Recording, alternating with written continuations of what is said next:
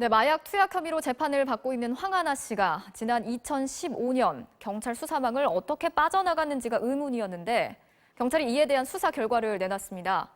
당시 담당 수사관이 청탁받았던 다른 사건을 처리하는 과정에서 황하나 씨가 어부지리로 무혐의 처분을 받았다는 게 경찰의 설명입니다. 김민창 기자입니다. 황하나 씨의 지난 2015년 영상입니다. 무언가에 취한 듯 흐느적거리며 횡설수설합니다.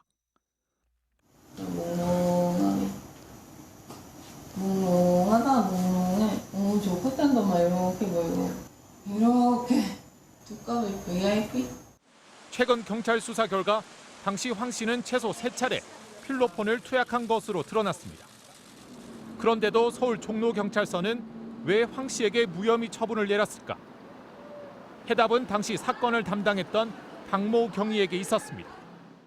박 경위는 2015년 9월 평소 알고 지내던 용역업체 박모 씨로부터 500만 원의 사건 청탁을 받았습니다. 마약 공급책 조모 씨가 자신의 여자친구에게 계속 마약을 권유하고 있으니 조 씨를 강력하게 처벌해달라는 청탁이었습니다. 그런데 여기서 황하나 씨가 등장합니다.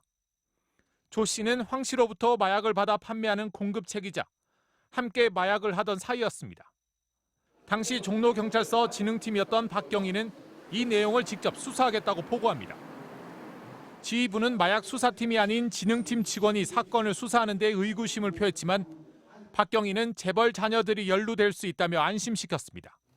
이후 박경희는 청탁대로 조 씨를 구속했습니다. 조 씨를 구속하는 데만 집중했던 박경희는 황하나 씨 등 다른 7명에 대해선 제대로 수사하지 않았다는 게 경찰의 설명입니다. 황하나 씨를 그러면은 뭐 조사하거나 한 건 없다는 거죠? 그거는 제가 얘기를 못 들었어요. 조사를 했다는 얘기를 제가 못 들은 거죠.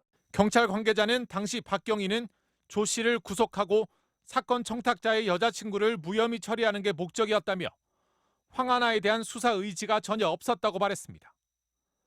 황 씨가 특혜를 받은 게 아닌 어부지리격으로 처벌을 면했다는 겁니다.